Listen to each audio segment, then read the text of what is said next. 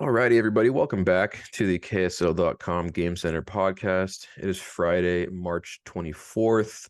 We are coming at you from Salt Lake City to talk about the Utah Jazz and what's been going on with them. A bit of a roller coaster of a season, some unexpected things going on with this team, but we're gonna try and break it down and give you some idea, even though we might be completely wrong in a couple of weeks, some idea of where this team is doing, what they're capable of going forward this season. We brought on Ryan Miller. How you doing this morning, Ryan? I'm doing great. How are you doing, man? Doing just fine. Just wish that this snow would end at some point. It's officially spring. It's the end of March, and we're still just in the middle of a blizzard. It looks like so. It's kind of rough. I did not look at the weather report at all this morning. Woke up. I'm like, oh, I gotta head to shoot around, and now I'm gonna have to leave like a half hour earlier because good night. We are blizzard up again. So always a good time here in Utah. Truly, truly. Well, just as unpredictable as this weather is, I think this Jazz team is quite unpredictable. Nice little segue there, I think. If I do say so myself. But I think there's been little like benchmarks along the way in this season where people have been like, okay, I think I know what this team is. They trade away Mike Conley. There's certain things that happen. They don't really have a point guard. Lauri Markkanen goes out for a game. So and you think that you know what this team is going to do, and then they just defy expectations. They go out, beat the Boston Celtics, potentially, the best or one of the best teams in the league. Go out and beat the Sacramento Kings without Lauri Markkanen. Obviously, it didn't got a loss after that. But just coming off of this last week, where are you kind of at with this team right now? As you mentioned, they lost on Wednesday, and that Yeah. that was kind of with what this team is now anyway. Like, yeah, they'll have some surprising wins, they'll have some head scratching losses, but I don't even think the losses are head scratching. I think, Mm. like, I joke all the time, like they could play the '96 Bulls or the 2014 Sixers, and it would be a 1 point game. Like, it just doesn't matter. Like, every game's gonna go down to the wire. They're gonna play. I don't even know if you play up to play up to the competition. I don't know if I'd say they play down to a competition because it's like I don't think they're that great of a team. I think they've got some good pieces. They can surprise people. They're fun as all goodness. And yeah, so you win some games that way. And so, like, again, if you look at all the index the rest of the season and all the projections, uh, it's more likely that they finish 11th, 12th, than in the top 10. But as we saw last weekend, would it be that big of a surprise if they went and beat Milwaukee tonight? Yes, it would. It would be an absolute stunner with, with the guys they don't have going right now. But like, again, I've said that so many times this season, and they've gone in one game. So it's like, yeah, like, so yeah. Do you look at the schedule and be like, all right, Milwaukee, Sacramento, Phoenix, like that's most likely three straight losses, but as they've shown that might not be the case. And so I think they're in the run right now. Obviously, we're only 10 games away. At some point, the season will end, and we'll eventually have a team that we know what's going on with. But I think these next three games are going to be probably the tell of if there will be a postseason or not. If they continue to surprise and get two of three of these, or win all three of them, then yeah, I think you're really looking at a team that will be at least in the play-in tournament. If they go and lose all three, it might be hard, with the caveat of depending on what else is going on around them. Again, it's crazy right now. I think the last time, I think they're a half game out of eighth, with three teams tied, 8th, 9th, 10th, and I think maybe they're tied with 11th. And it like, so it's so hard to pull up the standings. I couldn't have just done that, but but like, yeah, it's very tight, very, very tight. Oh man, it's even worse. 8, 9, 10, and 11 are all tied, and then the Jazz are a half game behind them. So if one of those two, or two of those teams, suddenly also lose a bunch of games, the Jazz are still going to be right in it. So yeah, we'll probably have this thing like every game this season. It will go down to the wire, and it'll be fun. Like, props to this Jazz team. I know a lot of teams were like, hey, we wanted to tank, we wanted to be the worst team in the league. I personally have thought this was the most enjoyable Jazz team I have covered by a landslide. So yeah, I almost feel bad for the fans that have been rooting for that, because I totally understand it. You want the high draft pick, you want a key cornerstone, but it's like I think they've missed out on a team that's just really easy to root for and has a lot of good stories on it. And honestly, more to the surprise of me than like the wins and losses, has been that there's legit guys on this team that will be on the team for years and years to come. That is something at the beginning of the season I think no one expected. And now you got Lowry Marketing, you got Walker Kessler. Heck, you might have like Chris Dunn for all we know. Like, there are guys on this team that can develop, and Ochai Agbaji, obviously, that will be on the team for years. They are the foundation, and now you can go and build something off of them. And so, yeah, it was supposed to be a stopgap year, a bridge, and it just hasn't been that. And so, props to the team for making it a lot more fun than it ever had any right to be. Yeah, you know, and that last kind of little bit that you touched on is something that I've been thinking about a lot lately, which is kind of, you know, where will this team end up in the draft, and what pieces do they need to kind of add to this team? Because like you mentioned, I think the thought coming into the season was like, man, who knows if any of these guys are going to be here, you know, long term, if they can even help to win a championship.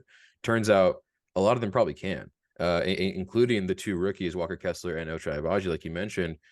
Like, not only like, you know, good role players, but like I mean, Walker Kessler potentially like the center of the future for the Utah Jazz, there's right? no potential anymore. Yeah. He is the center of the future. Like he is a defensive player of the year guy, maybe starting next season. He is like, the stuff that he's doing as a rookie is unseen or like unheard of before. You just don't have impact on winning as a rookie. Rookies are bad. Like yeah, they put up some numbers on bad teams, and that's usually how it goes. But like, to have a guy that's running an NBA defense, and the Jazz like they slow rolled this. Like, I would talk to Will Hardy in November and be like, no, like, we want Walker to be finishing games. We want him to be closing stuff. We want him to be this defensive anchor. He's not there yet, but he can be. Like, everyone saw it immediately of what this guy's potential was. And I think the big thing with Will Hardy is he just doesn't throw guys in to be like, okay, go figure it out. Like, one of his big things this year has been like, there are no free minutes. Like, the fan base was up in arms that Ochai was going to the G League, because it's like, yeah, it's a lottery pick wing, and we have a bunch of wings on this team that's not aren't gonna play. I get it, but like, the fact is he wasn't ready. And like, you have guys that would have went and pouted and would have went and said, forget this, I'm done. And those, like, you kind of discover who you want on your team that way. Ochai didn't do that. He's like, all right, cool. You want me to go to the G League? I'll do it. And now he's earned those minutes, and you can see dropping 27 against the Kings as a number one option, like, did away in that game. So no, it's been fun. There's been a lot of fun progressions. There's been a lot of fun stories. And now you have a team that you can build on. And yeah, the draft is the draft. I know a lot of people are high on this draft. I am not one of them. I like, outside of the top 2 or 3, I think this thing kind of falls off a cliff. And now, like, Victor Wembanyama, 100% all-time elite prospect. Yeah. If the Jazz could have gotten him, amazing. I understand the love of Brandon Miller. Yeah.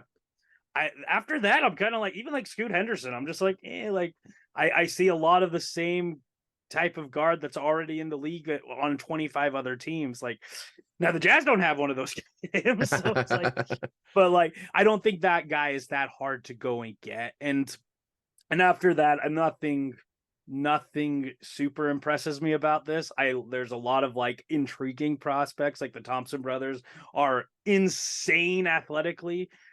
Anthony Black is an amazing defender, but all 3 of those guys really struggle to score.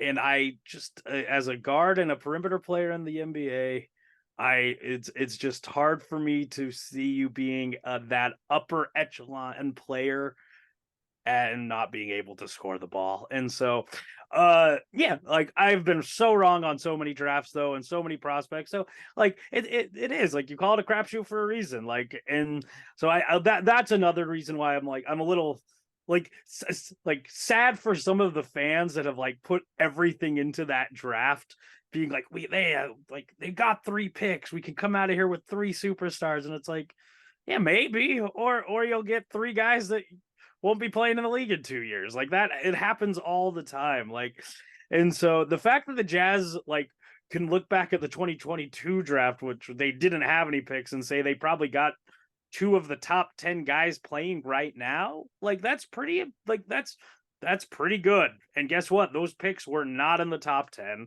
They were like not in the top 5. Ochai was a late lottery pick, and Walker Kessler was the number 22 pick. Like you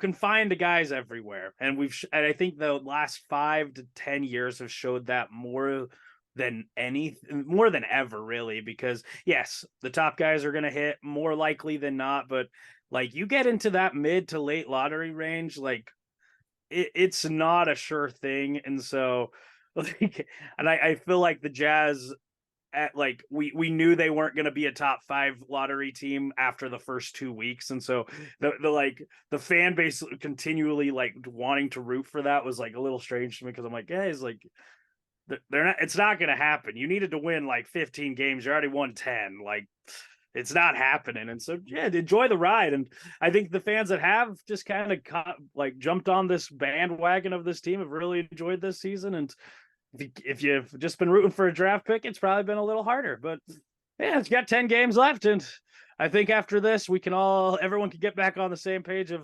everyone for sure wants to win games. So that's including the Jazz front office. Like the trades they made at the trade deadline were anything but win now. But yeah, turns out that Lauri Markkanen's pretty good, and Will Hardy's a pretty dang good coach. So that's not a bad place to start if you're looking for a rebuild.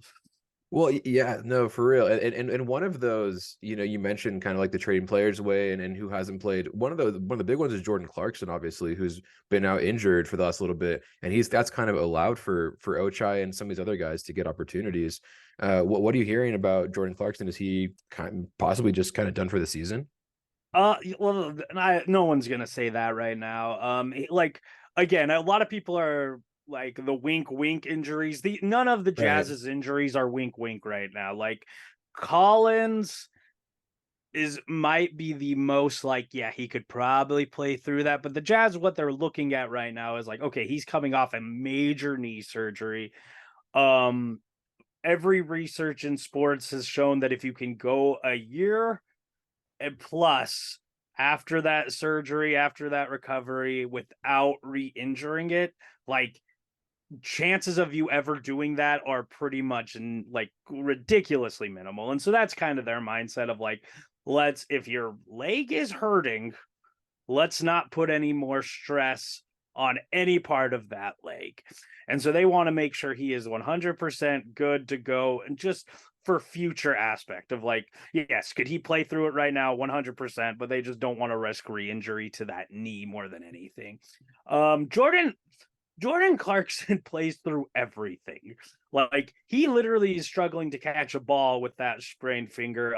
They're calling it a sprain. It's a dislocation. He literally, I don't remember what game it was at this point, but he popped it back in. Like he was showing it to us in the locker room. Like he dislocated it completely, and he had to pop it back in the 4th quarter and then continued to play. So it's like it's legitimate. He's struggling with it a lot. It's like Will Hardy said, it's like he can't catch a ball. I'm not putting a guy out there who can't catch a basketball. Like that's not good for him, and that's not good for the team.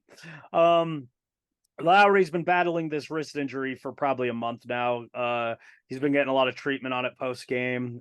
So like these are all legitimate injuries that these guys are they wanting to play. I don't know anything about the Rudy Gay one, but I know he was in a lot of pain after the game on Wednesday. So yeah, could we see Jordan come back? I think he wants to come back. I would think that was the same case with everyone. These guys all want to make the playoffs.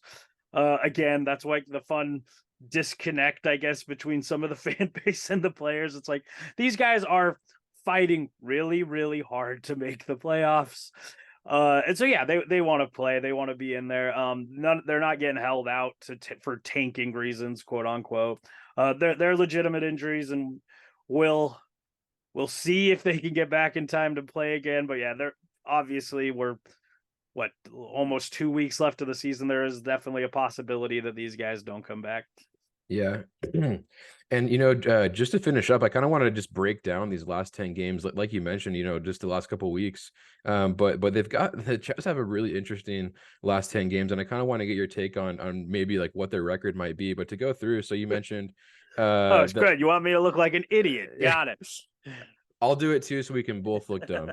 But to start out, so tonight at home against the Bucks, then they go on the road to face the Kings, at home against the Suns, and they have a bit of a mini road trip again, facing the Spurs on the road, Celtics on the road, and then in April, you start out with the Nets on the road, come back to face the Lakers at home, which the Jazz still have 2 games against the Lakers, who are also right there in kind of that mix of teams, along with the next game, which is the Thunder, who are also kind of right in that mix. Thunder at home, Nuggets at home, and then you end the season on the road at the Lakers. So 10 games.